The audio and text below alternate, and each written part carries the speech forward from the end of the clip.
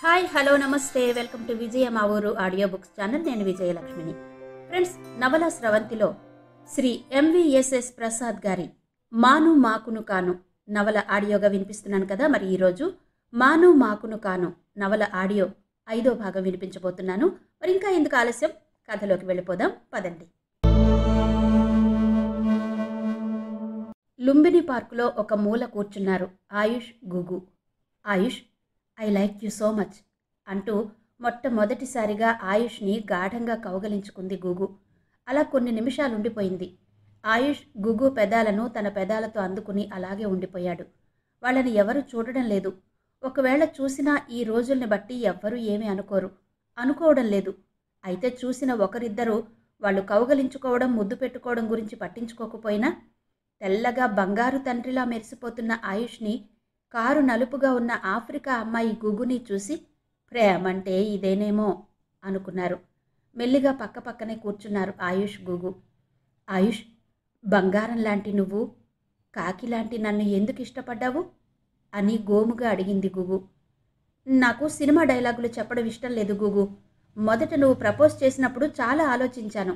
మనం మన గురించే కాకుండా మన తల్లిదండ్రుల గురించి, మన హక్కుల గురించి, మన బాధ్యతల గురించి, రేపు రాబోయే సమస్యల గురించి బాగా ఆలోచించుకునే ఒక నిర్ణయానికి రావాలని అనుకున్నాను. ఎంతో ఆలోచించాను. నువ్వు మనిషి ఎంత నలుపో నీ హృదయం అంత తెలుపు అని అర్థమైంది. నీ అమాయకత్వం, నీ ఫ్రాంక్ ఐడియాస్ నాకు బాగా నచ్చాయి. అన్నిటికన్నా ఎక్కడో దేశం కాని దేశంలో ఉంటున్న నన్ను ప్రేమించి, నమ్మి అన్ని విధాలా ఇష్టపడ్డావు. అది నాకు నచ్చింది. మనం జీవితాంతం కలిసి బతకాల్సిన వాళ్ళం.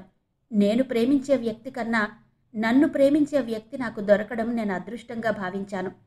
మనం ఇంతకుముందు చర్చించుకున్న మీ కుటుంబంతో సమస్యలు, మా కుటుంబంతో వచ్చే సమస్యలు, వాటిని ఎలా కలిసి పరిష్కరించుకోవాలో నువ్వు ఆలోచించినా చెప్పిన తీరుకి ముగ్ధునయ్యాను.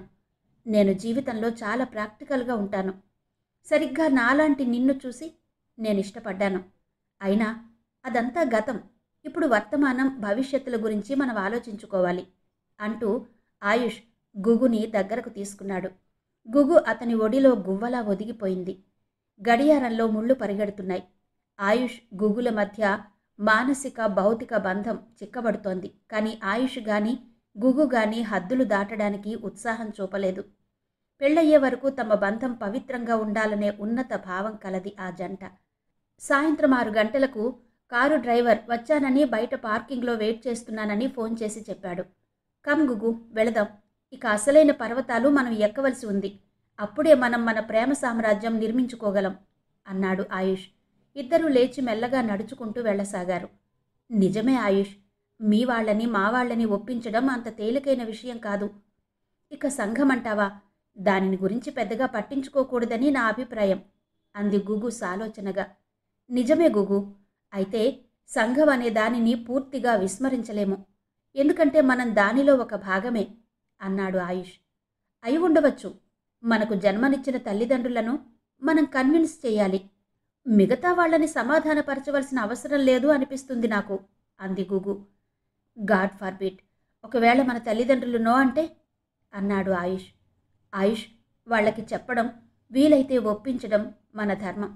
కాదు అన్నప్పుడు మన దారి మనం చూసుకోవాలి కదా. లేకపోతే అన్ని హద్దులు, ఎల్లలు దాటి ప్రేమించుకున్న మన ప్రేమకు అర్థం లేదు అంది గుగు సూటిగా ఆయుష్ ముఖంలోకి చూస్తూ. ఆ పట్టుదలే నీలో నాకు నచ్చే విషయం. తెలుగు నేర్చుకోవడం దగ్గర నుంచి నన్ను ప్రేమించడం దాకా ప్రతి చోట పట్టుదల చూపించావు Gugu. I really like it అంటూ ఆయుష్ మెచ్చుకోలుగా చూశాడు గుగు వైపు. నీ కాబోయే పెళ్ళాంకి ఆ మాత్రం పట్టుదల లేకపోతే ఎలా అంది గుగు నవ్వుతూ. ఇద్దరూ పార్కింగ్ దగ్గరకొచ్చారు. కాకి ముక్కుకి దొండపండంటే ఇదేరా అన్నాడెవడో. ఏ ముక్క అయితేనేంట్రా, మనకు కావలసిందుంటే చాలు అని అసభ్యంగా వెకిలిగా కామెంట్ చేశాడు ఇంకొకడు. గుగు ఒక్కసారి వాళ్ల వైపు చూసింది. ఆయుష్ గుగు చెయ్యి గట్టిగా పట్టుకుని కారు వైపు నడిపించాడు. కారులో కూర్చున్న తర్వాత, గుగు, నీకు తెలియంది కాదు. ఆ స్థానంలో నువ్వున్నావు కనుక అలా కామెంట్ చేశారు. అదే ఇంకో తెల్లటి అమ్మాయి ఉంటే ఇంకో రకంగా మాట్లాడేవారు. ఆ వెధవల స్వభావం అంతే. ఏనుగులు వీధిలో వెళుతుంటే కుక్కలు మొరుగుతూ ఉంటాయి. ఏనుగులు పట్టించుకోవు. అయితే వాటి దర్జా ఏమీ తగ్గదు కదా. మనం మన జీవితంలో కూడా అలాగే వెళ్ళిపోతూ ఉండాలి. రేపు పెళ్ళయ్యాక మనం భార్య భర్త అంతే. ప్రేమించి పెళ్లి చేసుకున్నామా, మా పెద్దలు పెళ్లి చేశారా, నీది ఏ దేశం ఏ రాష్ట్రం, నాది ఏ దేశం ఏ రాష్ట్రం, అవన్నీ అసందర్భం. ఏమంటావు? మనం కాస్త కొన్నాళ్ళు ఓపిక పట్టాలి. రేపు మనం పెద్దలను ఒప్పించి, లేకపోతే నువ్వన్నట్టు వాళ్ళు ఒప్పుకోకపోయినా పెళ్లి చేసుకునే వరకు చిన్న చిన్న ఇబ్బందులు తప్పవు. పెళ్ళయ్యాక కూడా సమస్యలుంటాయనుకో. అయినా ఒక గొప్ప వ్యక్తి అన్నట్టు సమస్యలు లేని వాళ్ళు సమాధుల్లో ఉన్నవాళ్ళు మాత్రమే. ఏమంటావ్? అన్నాడు ఆయుష్. అవును అన్నట్టు తల ఊపి ఆయుష్ భుజం మీద తల పెట్టుకుని కళ్ళు మూసుకుని పడుకుంది గుగు. హాస్టల్కి వెళ్లేసరికి శరణ్య, హసిత, స్నేహ, నివేదిత ఎదురు చూస్తూ ఉన్నారు. Hi would be couple, welcome. ఇప్పుడు కేక్ కట్ చేసి మీ పెళ్లి ప్రయత్నాలకి అంకురార్పణ చేస్తున్నారన్నమాట అంది శరణ్య. ఆయుష్ని గుగుని తన రూంలోకి తీసుకెళ్ళింది శరణ్య. అప్పటికే రూమ్ అంతా రంగురంగుల దీపాలతో అలంకరించబడి ఉంది. టేబుల్ మీద అందమైన కేక్ పెట్టబడి ఉంది. కేక్ మీద best of luck Gugu and Ayush అన్న అక్షరాలున్నాయి. కేకు మీద 2 కొవ్వొత్తులు పెట్టబడున్నాయి. శరణ్య, ఈ హడావిడంతా ఏంటి? ఇవన్నీ ఎలా, ఎప్పుడు రెడీ చేశారు అని అడిగాడు ఆయుష్. రాజావారు రాణివారు వనవిహారంలో ఉన్నప్పుడు మేము ఈ ఏర్పాట్లలో మునిగి ఉన్నాం ప్రభు అంది హసిత నవ్వుతూ. ప్రభు, వారి అనుమతి లేకుండా ఈ ఏర్పాటు చేసినందుకు మన్నించండి అంది స్నేహ.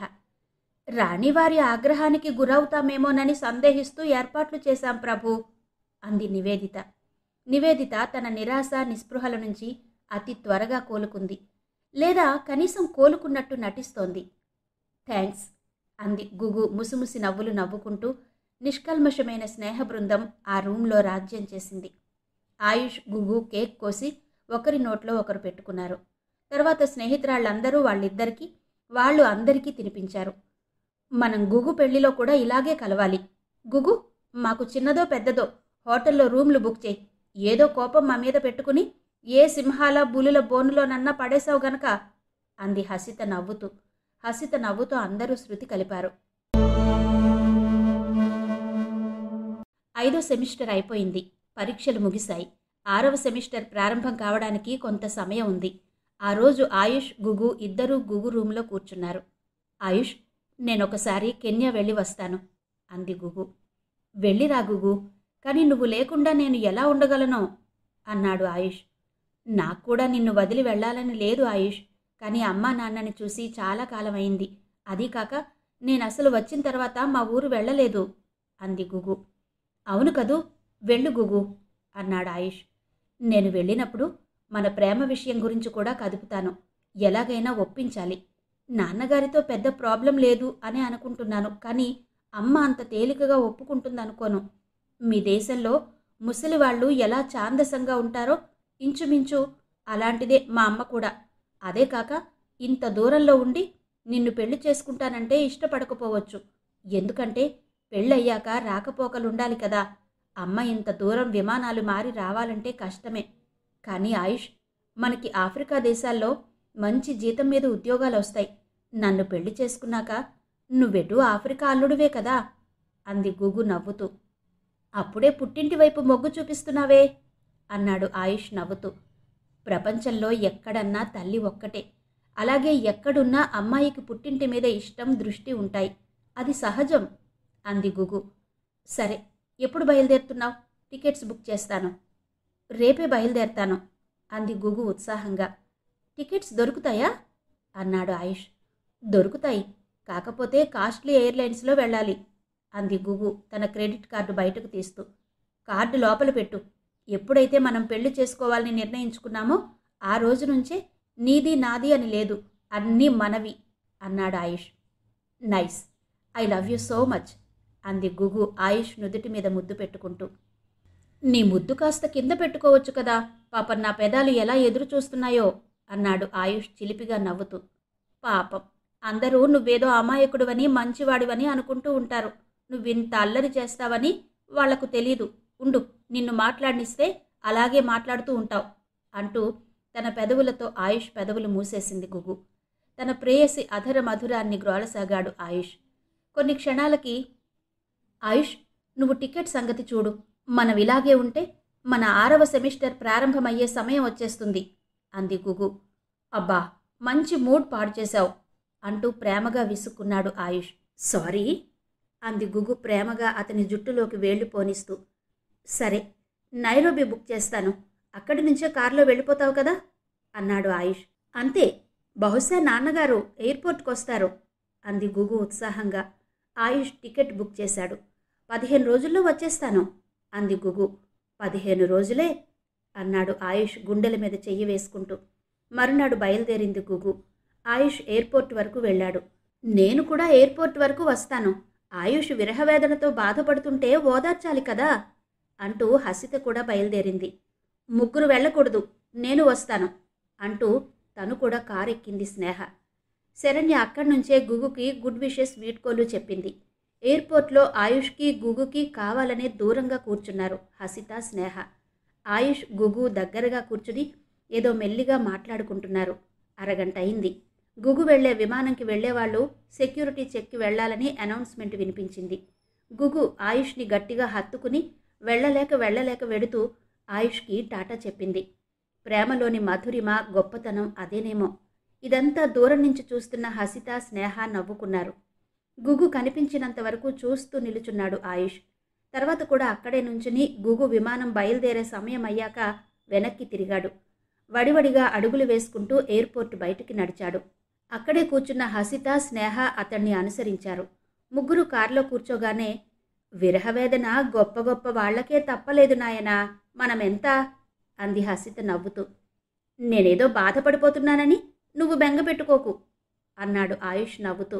Face is the index of mind, నీ బాధ నువ్వు దాచినా నీ మొహంలో తెలిసిపోతోంది అంది స్నేహ. ఓహో, గొప్ప సైకాలజిస్ట్ మిస్ స్నేహ అన్నాడు ఆయుష్. థ్యాంక్స్ అంది స్నేహ నవ్వుతూ. ఆయుష్, కాస్త నీకు బోర్ లేకుండా కంపెనీ ఇద్దామని వచ్చాం. మాకు ఏ ఐస్ క్రీమో, ఫ్రెంచ్ ఫ్రై లాంటివి ఇప్పిస్తే బాగుంటుందేమో. ఆ మెస్ తిండి తిని జిహ్వ చచ్చిపోయింది అంది హసిత. అవును ఆయుష్, అసలు డిన్నర్ కూడా చేసేసి వెడితే మంచిది. ఆ మెస్ కూడు ఒక్క పూట తప్పినా తప్పినట్టే అంది Sneha. Okay girls, you name it and you will have అంటూ డ్రైవర్కి మంచి హోటల్కి పోనిమ్మని చెప్పాడు.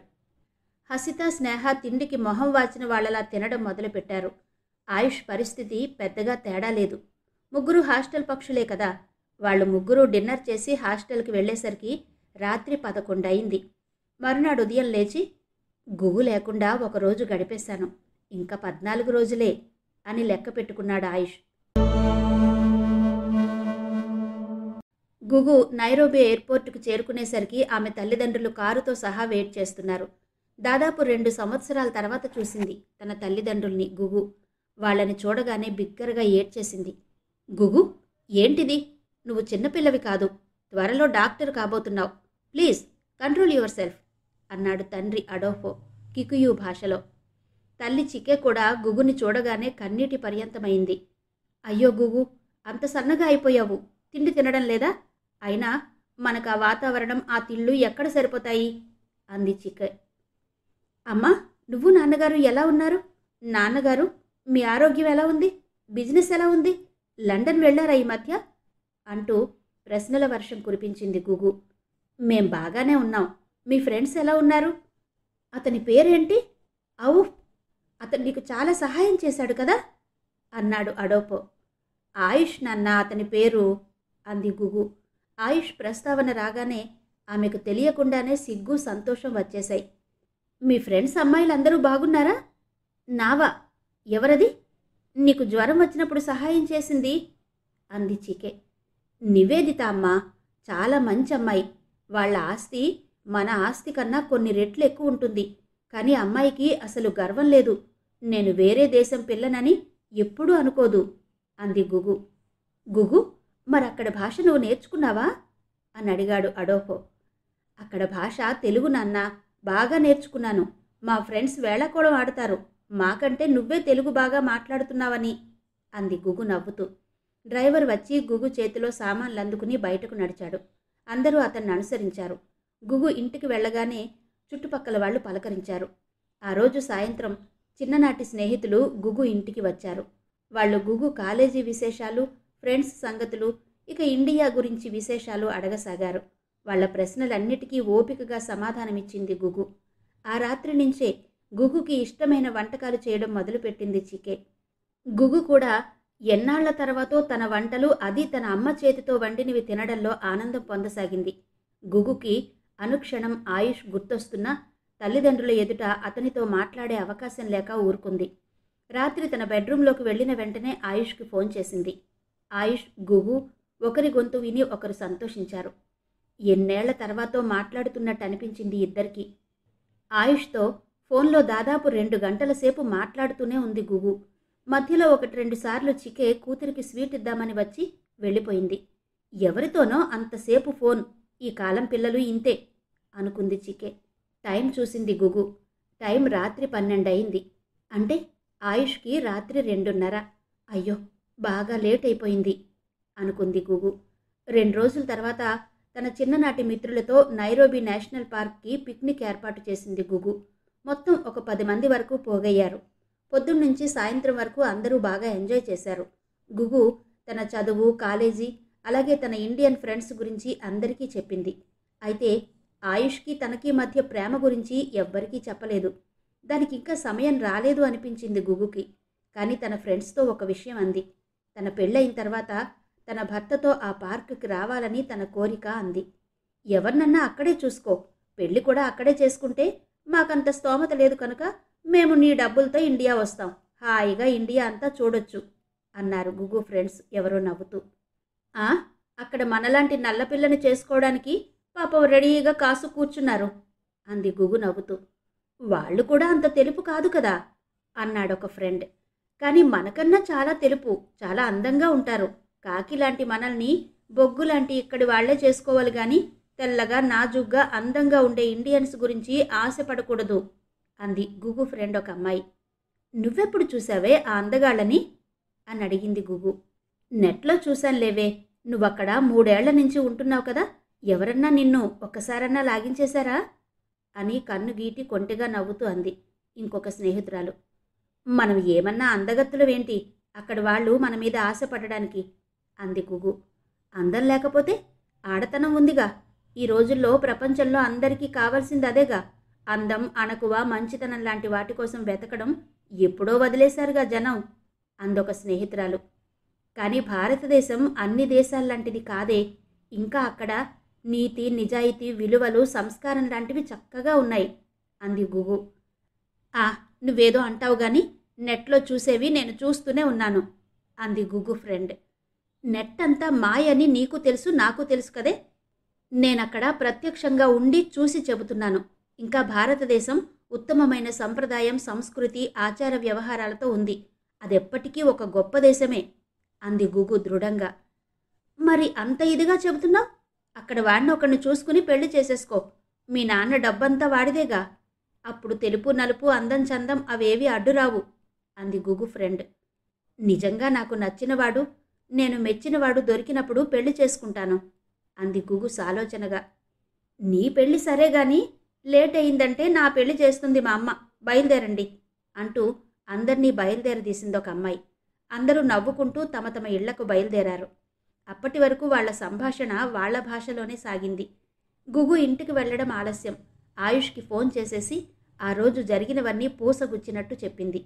ఆయుష్, వాళ్ళందరూ కూడా నాకు నచ్చినవాడు దొరికితే ఇండియాలోనే ఎవరో ఒకరిని పెళ్లి చేసుకోమన్నారు అంది గుగు.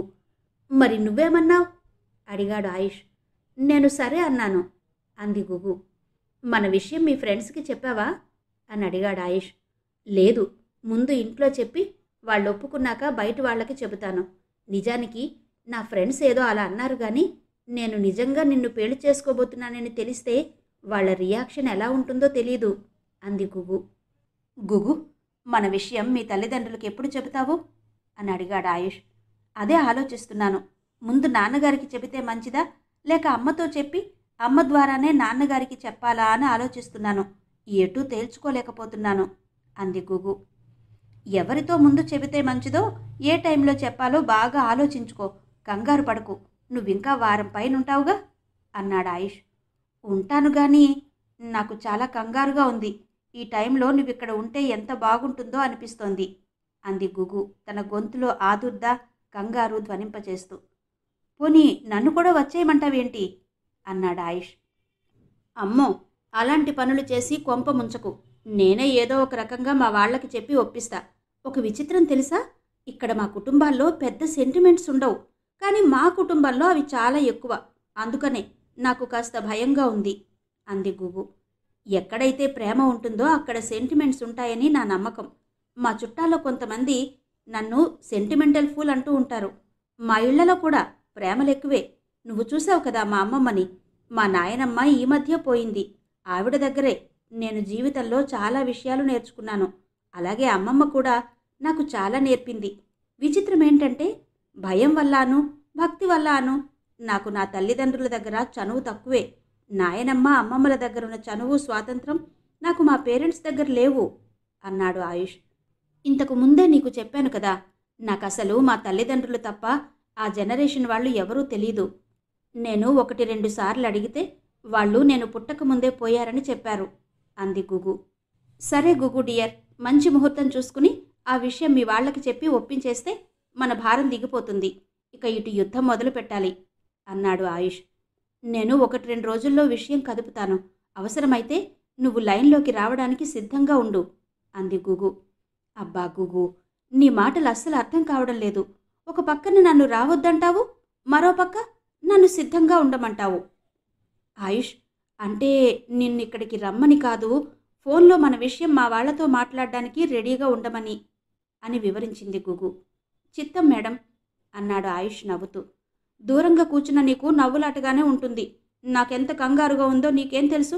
హాయిగా ఇక్కడ మా వాళ్ళు చూసిన అబ్బాయిని పెళ్లి చేసుకున్నా పోయేది అంది గుగు ఆయుష్ నుడికించడానికి. చేసుకో, ఇక్కడెవ్వరూ నీకోసం కాసుకు కూర్చోలేదు అన్నాడు ఆయుష్ కోపం నటిస్తూ. అదిగో అప్పుడే కోపం వచ్చేసింది అబ్బాయి గారికి. అసలు ఈ గుగు జీవితంలో నువ్వు తప్ప వేరే ఎవ్వరూ లేరు, ఉండబోరు. నీలాంటి మనిషిని భర్తగా పొందడం నా అదృష్టం అంది గుగు. నేను అదే అనుకుంటున్నాను గుగు.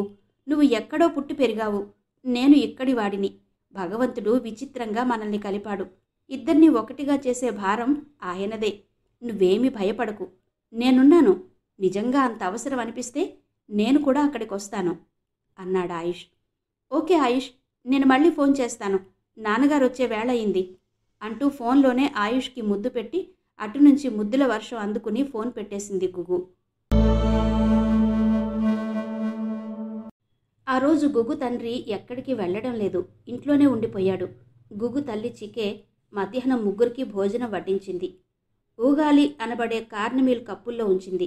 ముద్ద చేసిన బంగాళదుంపల, బఠానీల, ఇరియో, న్యామాచోమా అనబడే వేయించిన మాంసం, వలివానజీ అనబడే కోకోనట్ రైస్, ప్లైన్ రైస్ అందరికీ ప్లేట్లలో ఉంచింది చికే. అమ్మా, ఇవన్నీ తినడానికే అంది గుగు నవ్వుతూ. తిను గుగు, అక్కడ హాస్టల్లో ఏం తింటున్నావో, వాళ్ళేం పెడుతున్నారో అన్నాడు అడోపో. అక్కడ తిండికి మనం తినే వాటికి చాలా పోలికలున్నాయి నాన్నగారు. కాకపోతే కాస్త పదార్థాల పాళ్ళు అటు ఇటుగా ఉంటాయి. అలాగే రుచులు కొంచెం వేరే అంది గుగు. పోనీలే, నువ్వు మరీ ఇబ్బంది పడడం లేదు కదా అంది చికే. ఉదాహరణకి ఉగాలి, ఇరియో లాంటివి అక్కడ హోటల్స్లో దొరుకుతాయి. న్యామాచోమా కూడా దొరుకుతుంది. అలాగే మనం చేపలతో చేసుకునే సుమకి చోమా, చికెన్తో చేసుకునే టంకు చోమా కూడా దొరుకుతాయి అంది గుగు టేబుల్ మీద తల్లి ఉంచిన అన్నిటినీ రుచి చూస్తూ. ఏంటి, మీ హాస్టల్లో కూడా చేస్తారా అని అడిగాడు అడోపో న్యామాచోమాని రైస్తో కలుపుకుంటూ. హాస్టల్లో చెయ్యరు నాన్నగారు, కానీ బయట దొరుకుతాయి అంది గుగు. అయితే తిండికి మరీ ఇబ్బంది లేదన్నమాట అంది చికే. దేనికి ఏ ప్రాబ్లం లేదమ్మా, మీరొచ్చినప్పుడు చూశారు కదా, నాకు మంచి స్నేహితులు దొరికారు అంది గుగు. నిన్ను ఇక్కడి దానివని, వేరే రంగు రూపులతో ఉన్నావని తక్కువగా చూడడం లేదు కదా గుగు అని అడిగాడు అడోపో. అదేమీ లేదు నాన్నగారు, వాళ్ళు నన్ను ఎంతో ప్రేమగా చూసుకుంటారు. నేను వాళ్లలో ఒకదానిలా చూస్తారు. అన్ని విషయాల్లో నేను ఏదో వేరే దేశం పిల్లని అన్నట్టు అస్సలు భావించి చూడరు. అందరూ ఎంతో సరదాగా ఉంటారు అంది గుగు. అవుననుకో, మేం వచ్చినప్పుడు చూశాం అన్నాడు అడోపో ఉగాలిని రైస్లో నంచుకుంటూ. నివేదిత అనే అమ్మాయి నాకు జ్వరం వచ్చినప్పుడు ఎంతో సాయం చేసింది. ఇక ఆయుష్ అనే అబ్బాయి అయితే పాపం ఎవరిదో స్టాఫ్ కారు తీసుకొచ్చి మరీ పరీక్షకు తీసుకెళ్లాడు. అతను చాలా మంచివాడు నాన్నగారు అంది గుగు ఏదో తింటూ కన్నుల చివర్ల నుంచి తండ్రిని గమనిస్తూ. ఏం మంచివాళ్లమ్మా, మన దేశం కాదు, మన ఊరు కాదు, ఏదో జాగ్రత్తగా గడుపుకు వచ్చేయడమే అన్నాడు అడోఫో. అసలు నిన్న అంత దూరం పంపడం మాకిష్టం లేదు. హాయిగా ఇంగ్లండ్లో చదువుకుంటే అయిపోయేది అంది చికే. అక్కడ నాకు సీట్ రావాలి కదమ్మా. అదీ కాక నాకెందుకో మొదటి నుంచి భారతదేశమన్నా భారతీయులన్నా ఇష్టం. అందుకే అక్కడికి వెళ్ళాను. నా అదృష్టం కొద్దీ మంచివాళ్ళు క్లాస్మేట్స్గా దొరికి తర్వాత ఫ్రెండ్స్గా మారారు. అసలు నాకు మిమ్మల్ని వదిలి ఉంటున్నానని కానీ ఎక్కడో దూరంగా ఉంటున్నానని కానీ అనిపించడం లేదమ్మా అంది గుగు. నువ్వు వాళ్ళ భాష తెలుగు కూడా నేర్చుకున్నాను అన్నావు అన్నాడు అడోఫో మటోల్డ్ అనే అరటిపళ్ళకి సంబంధించిన పదార్థం తీసుకుంటూ. వాళ్ళ భాషే కాదు, వాళ్ళ ఆచార వ్యవహారాలు కూడా నేర్చుకున్నాను అంది గుగు. అవన్నీ మనకెందుకే అంది చికే. ఎప్పటికన్నా పనికొస్తాయని అంది గుగు. అవి మనకెందుకు అంది చికే ఆశ్చర్యంగా మొహం పెట్టి. అమ్మా, నేను డాక్టర్ని. ఎక్కడ పని చెయ్యాలో, ఎవరితో పని చెయ్యాలో, ఎవరితో జీవించాలో తెలీదు కదా. అందుకని జీవితంలో నేర్చుకునేది ప్రతీదీ ఉపయోగిస్తుంది అని నా నమ్మకం అంది గుగు.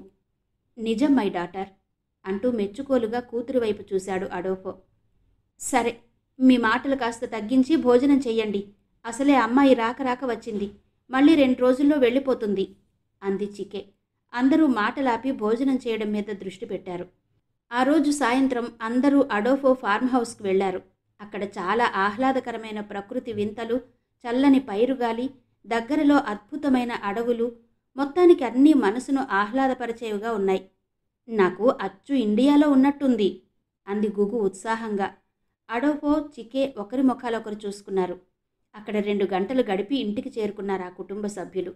ఆ రాత్రి గుగు ఆయుష్కి ఫోన్ చేసి ఆ రోజు తమ భోజనంలో తన తల్లి చేసిన వంటల దగ్గర నుంచి తాము తండ్రి ఫార్మ్ హౌస్కి వెళ్లడం వరకు అన్నీ విపులంగా వివరించి చెప్పింది. అడోఫో తన బెడ్రూమ్లో ఏవో కాగితాలు చూసుకుంటున్నాడు. అక్కడికి వచ్చిన చికే, సర్వారు, నాకెందుకో మన అమ్మాయి మునుపటి అమ్మాయిలా కనిపించడం లేదు అంది చికే. ఏమైందేంటి?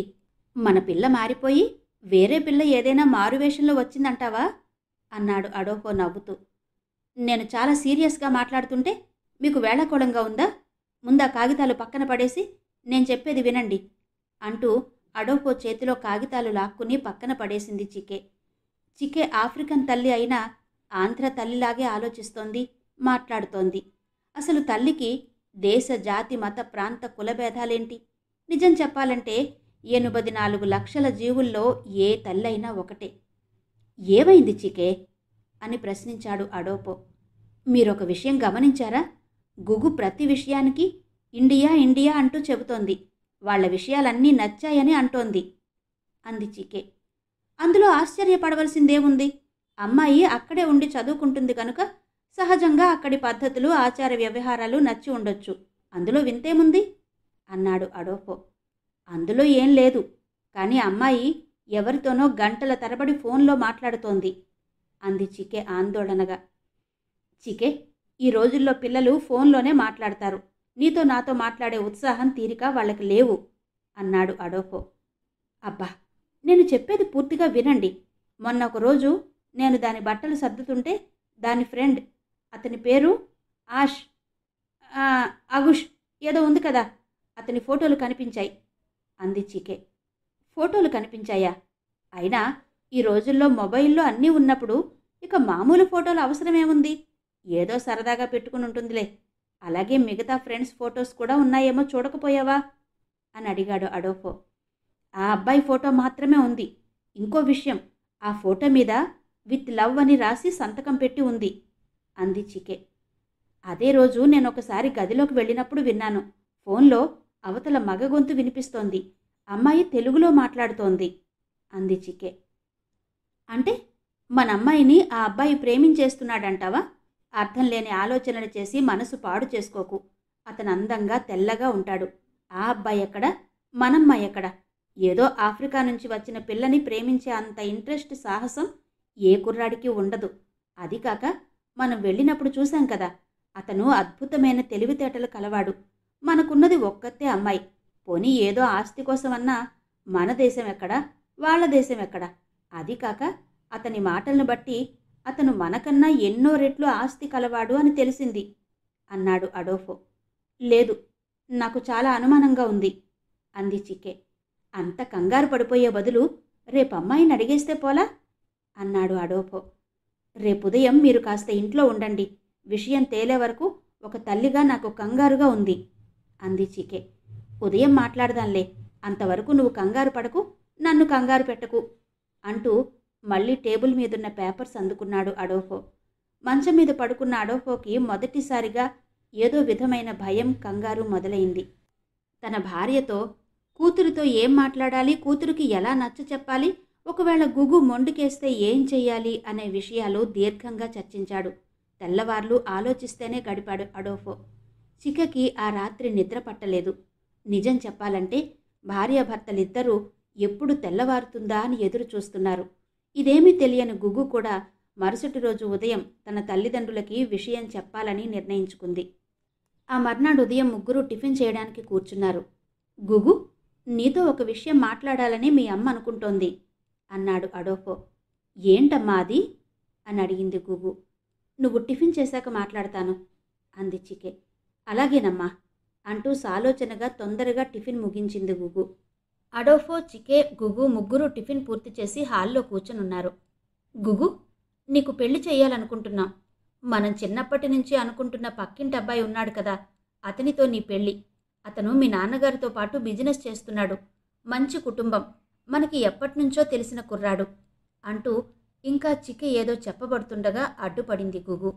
తను వచ్చినప్పటి నుంచి అనుకుంటున్న విషయం తల్లిదండ్రులే కదిపేసరికి ఒక విధంగా కంగారు పడ్డా, ఒక విధంగా సంతోషపడింది గుగు. అమ్మా, నాకు ఈ పెళ్ళి ఇష్టం లేదు అంది గుగు తల వంచుకుని. అదేంటి, మనం ఎప్పటినుంచో అనుకుంటున్నదే కదా అంది చికే. మీరనుకుంటున్నారు, కానీ నేనెప్పుడూ అనుకోలేదు అంది గుగు. అంటే దాని అర్థం అడిగాడు అడోఫో. నాకిష్టం లేదు అంది పొడి పొడిగా గుగు. ఈ అబ్బాయి ఇష్టం లేకపోతే పోనీ ఎవరు ఇష్టమో చెప్పు అంది చికే. నాకెవ్వరూ ఇష్టం లేదు అంది గుగు ఎటో చూస్తూ. పోనీ వేరే ఎవరినన్నా కానీ ఇష్టపడ్డావా, ప్రేమించావా అని అడిగింది చికే. అమ్మా, నేను నేను నేనొక అబ్బాయిని ప్రేమించానమ్మా అంది గుగు భయం భయంగా తల్లివైపు చూస్తూ. ప్రేమించావా? ఎవరిని అంది చికే. మీరు చూసిన ఆయుష్ని అంది గుగు మెల్లిగా. నీకేమైనా పిచ్చి పట్టిందా ఒక్కసారిగా అరిచాడు అడోఫో. తండ్రి అరుపుకు ఉలిక్కి పడింది గుగు. గుగు, నువ్వక్కడికి వెళ్ళింది చదువుకోవడానికా, ప్రేమలు పిచ్చిలు అనడానికా కళ్లలో నిప్పులు కురుస్తుంటే అన్నాడు అడోఫో. నాన్నగారు, నేను అతను ప్రేమించుకున్నాం, పెళ్లి కూడా చేసుకోవాలని నిర్ణయించుకున్నాం అంది గుగు. గుగు మాటలు విన్న ఆమె తల్లిదండ్రులకు నోట మాట రాలేదు. ఆ తర్వాత కొంతసేపు అక్కడ నిశ్శబ్దం రాజ్యం చేసింది. కొంతసేపటికి, అంతా నీ ఇష్టమేనా? అసలు మన దేశమేంటి, అతని దేశమేంటి, అతనెవరో, ఎలా పెరిగాడో, వాళ్ల కుటుంబం ఎటువంటిదో ఏమీ చూసుకోనక్కర్లేదా? అప్పటికి కొంచెం కోపం తగ్గి, కోపం బాధ మిళితమైన స్వరంతో అన్నాడు అడోఫో. అతను చాలా మంచివాడు నాన్నగారు. వాళ్ల ఊరు కూడా వెళ్ళి వచ్చాను, వాళ్ల తల్లిదండ్రుల్ని కలిసి వచ్చాను అంది గుగు. అయితే వాళ్లతో అన్నీ మాట్లాడేశావా అంది చికే. అప్పుడు మేము ఇంకా ప్రేమలో పడలేదమ్మా, కేవలం స్నేహితులమే. వాళ్ళందరినీ చూశాక నేనతన్ని పెళ్లి చేసుకోవాలని నిర్ణయించుకున్నాను. అతను నా నిర్ణయం విని తరువాత ఆలోచించుకుని తను కూడా నన్ను పెళ్లి చేసుకోవడానికి ఇష్టం ఉందని చెప్పాడు అంది గుగు. గుగు, ఎక్కడో ఎవరినో దేశం కాని దేశంలో పెళ్లి చేసుకుని ఎలా బతుకుతావే అంది చికే. అమ్మా, మేమంతా ఆలోచించాకే ఒక నిర్ణయం తీసుకున్నాం. పెళ్లికి ముందు, పెళ్లి తర్వాత కూడా కలిగే ఇబ్బందుల్ని, సాధక బాధకాలను అన్నీ చర్చించుకునే మేము పెళ్లి చేసుకోవాలనుకున్నాం అంది గుగు. అతను సరే ఇష్టపడ్డాడు అంటున్నావు, వాళ్ళు నిన్ను ఎలా చూస్తారో, నిన్ను ఎన్ని కష్టాలు పెడతారో, అసలు వాళ్ళు నీలాంటి అమ్మాయిని చేసుకోవడానికి ఇష్టపడతారని నేను అనుకోను అన్నాడు అడోఫో ఆలోచనగా. ఇండియాలో కులాలు మతాలు పట్టింపులు ఎక్కువని విన్నాను. మరి అర్ధోక్తిలోనే ఆగిపోయింది చికే. అమ్మా, అవన్నీ ఆలోచించుకున్నామమ్మా. మేము ఏమి పసిపిల్లలం కాదు, మెడిసిన్ చదువుతున్నాం. ఆ మాత్రం ఆలోచించకుండా నిర్ణయం తీసుకుంటామా అంది గుగు. చూడు గుగు, నీ పెళ్లి కన్నా వాళ్ళు రావాలి, లేదా మేము రావాలి. అప్పుడు నీ కాబోయే అత్తమామలు, వాళ్ళ చుట్టాలు మనల్ని స్వీకరిస్తారా? ఎక్కడో పరాయి దేశం వాడిని పెళ్లి చేసుకుంటే మాకు, రేపు నీకు పుట్టబోయే పిల్లలకి ఎంత కష్టమో ఆలోచించావా? అన్నాడు అడోపో. నాన్నగారు, పెళ్ళయిన తర్వాత అతను మీ అల్లుడు, నేను వాళ్ళ కోడల్ని. ఇక దేశం రాజ్యం గొడవేముంది అని అడిగింది గుగు. ఇప్పుడు తెలియదే, రాను రాను ఎన్ని ఇబ్బందులు ఉంటాయో నీకు తెలీదు. మా మాట విను, అతనిని స్నేహితుడిగానే ఉంచుకో. మన వాళ్లలో ఎవరో ఒకరిని పెళ్లి చేసుకో. నీకు ఇబ్బందిగా ఉంటే, మొహమాటంగా ఉంటే ఇక ఇండియాకు వెళ్లకు. నాన్నగారు ఇంగ్లండ్లో సీటిప్పిస్తారు. అక్కడ మెడిసిన్ చదువుకో. నా మాట విను అంది చికే బతిమాలే ధోరణిలో. అమ్మా, నన్ను అతన్ని మోసం చేయమని చెబుతున్నావా? అది నన్ను నేను మోసం చేసుకోవడం. మన కుటుంబం అతనిని, అతని కుటుంబాన్ని మోసం చేయడం అవుతుందమ్మా అంది గుగు. గుగు, ఇప్పుడు నీ తండ్రిగా కాకుండా ఒక స్నేహితుడిగా చెబుతున్నాను. ఈ యవ్వనపు వేడిలో అంతా బాగానే ఉన్నట్టు అనిపిస్తుంది. కానీ రోజులు గడిచే కొద్దీ తప్పు చేశామన్న భావన, ఆ తప్పు వల్ల కలిగే కష్టాలు నిన్ను వేదనకి గురి చేస్తాయి. వాళ్ళ దేశంలో అన్నా మన దేశంలో అన్నా కొన్ని నియమాలు కట్టుబాట్లు పెట్టారంటే అవి మన మంచికే అని తెలుసుకో. పిచ్చి పిచ్చి ఆలోచనలు మానుకుని హాయిగా మన దేశంలో నీకు నచ్చిన అబ్బాయిని చూసి పెళ్లి చేసుకో. నువ్వు సుఖపడు, మమ్మల్ని సుఖపెట్టు అన్నాడు అడోపో. నాన్నగారు, మేము నిర్ణయం తీసుకున్నాం. మమ్మల్ని ఆశీర్వదించి కరుణిస్తారో లేక మా చావు మమ్మల్ని చావమని చెప్తారో మీ ఇష్టం అంది గుగు దృఢంగా. అంటే ఇన్ని రకాలుగా ఇంత చెప్పినా నీ నిర్ణయం మారదా? ఒక్కసారి బాగా ఆలోచించుకో గుగు అన్నాడు అడోపో. నా నిర్ణయం ఎప్పుడూ ఒకటే నాన్నగారు. మేమిద్దరం పెళ్లి చేసుకోవాలా వద్దా అని అనుకునే ముందే ఆలోచించాం చాలా.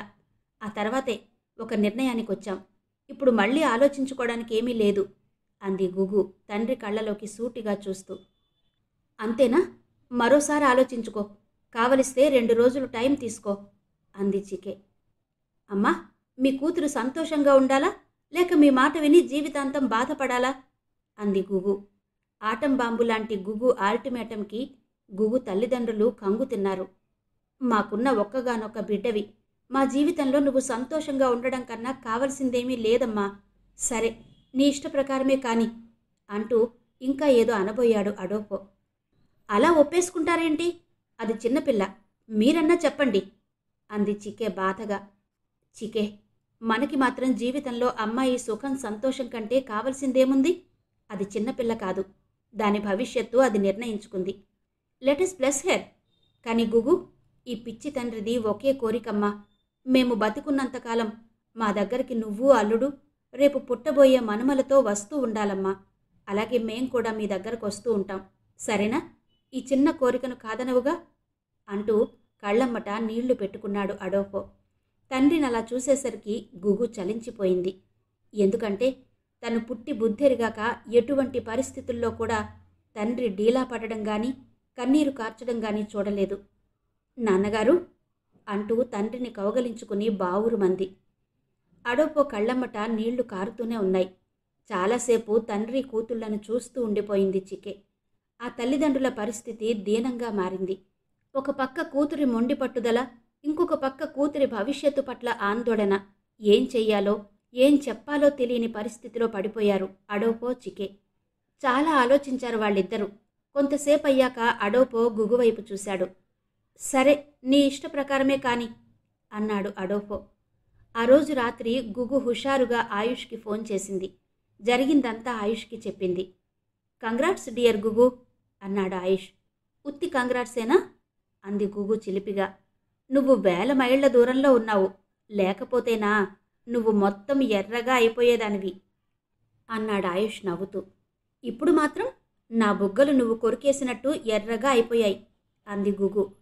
అటు క్లియరెన్స్ రాగానే నీకు సిగ్గు పూర్తిగా పోయినట్టుందే అన్నాడు ఆయుష్ నవ్వుతూ. కానీ ఆయుష్, ఇంత ఈజీగా అవుతుందని అనుకోలేదు అంది గుగు. పోనీలే, half the battle is one.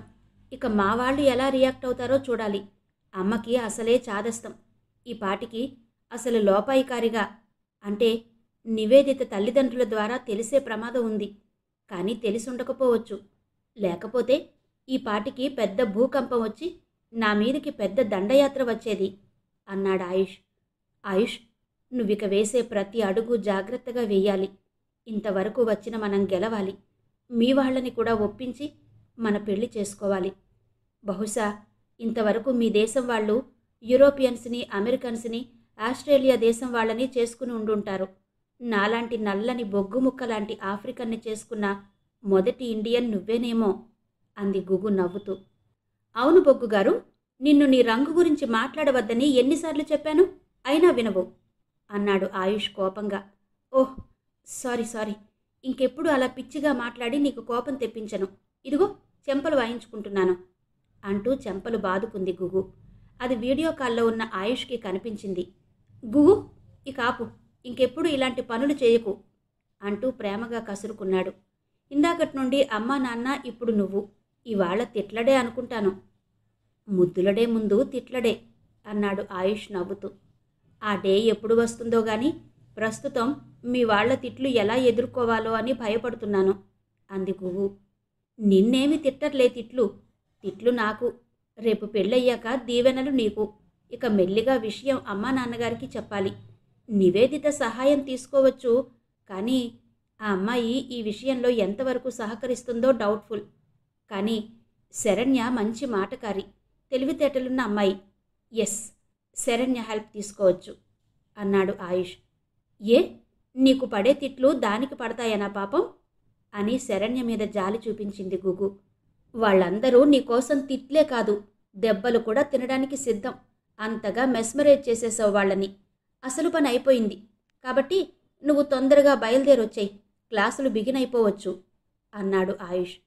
అవును, ఇవాళ టికెట్ బుక్ చేసుకుంటాను. కానీ ఆయుష్, మా అమ్మ వాళ్లతో ఇంకొన్నాళ్ళు ఉండాలనుంది. క్లాసులు ఇంకా మొదలు కాలేదు కదా, కొన్ని డుమ్మా కొట్టినా కవర్ చేసుకుంటాను అంది గుగు. ఇప్పుడు సరే, రేపు పెళ్ళయ్యాక కూడా ఇలాగే ఉండిపోతానని బేరాలు పెడతావేమో అన్నాడు ఆయుష్. అప్పుడేమీ బేరాలు పెట్టను, నిన్నే వచ్చేయమంటాను అంది గుగు నవ్వుతూ. నిన్ను అంటూ ఒక ముద్దిచ్చాడు ఆయుష్. ఒకటేనా అంటూ గారాలు పోయింది గుగు. ఆ తర్వాత కొన్ని నిమిషాల పాటు ముద్దుల వర్షం కురిపించేశాడు ఆయుష్. సరే, క్లాసులు కరెక్ట్గా ఎప్పుడు ప్రారంభమవుతాయో కనుక్కుని ఫోన్ చేయి, అప్పుడు నా జర్నీ ప్లాన్ చేసుకుంటాను. ఇంకో ముఖ్య విషయం, అన్ని ముద్దులు ఇప్పుడే ఇచ్చేయకు, కొన్ని దాచిపెట్టుకో, నేను వచ్చాక వాడొచ్చు అంది గుగు. ఆ తర్వాత గుగు ముద్దులు మొదలుపెట్టింది. అలా ఆయుష్ గుగులు కనీసం 2 గంటల పాటు వీడియో కాల్లో ముద్దు ముచ్చట్లలో మునిగిపోయారు. వాళ్ళకి టైంతో పని లేదు, వేరెవ్వరితో సంబంధం లేదు. వాళ్ళిద్దరూ 24 గంటలు ఒకరికొకరుగా బ్రతుకుతున్నారు. మాను మాకును కాను శ్రీ ఎంవిఎస్ఎస్ ప్రసాద్ గారి నవల ఆడియో 5వ భాగం విన్నారు కదా. మిగిలిన కథ తరువాతి భాగాల్లో వినిపిస్తాను. అంతవరకు సెలవు. నమస్తే.